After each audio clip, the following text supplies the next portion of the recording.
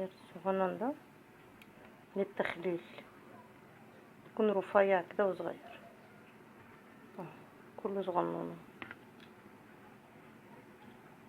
هنحطه بقى في ميه مغليه ونطفي عليه النار ونسيبه شويه.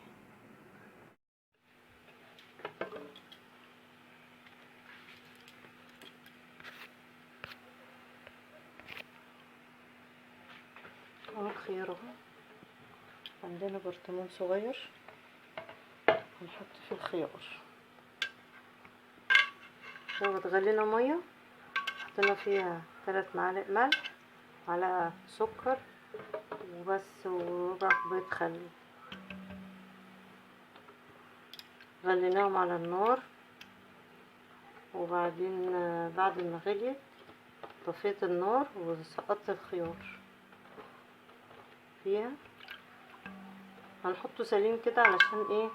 يدنه ما يدوبش، ما يتهريش منك، يدنه معاكي مقرمش وجميل.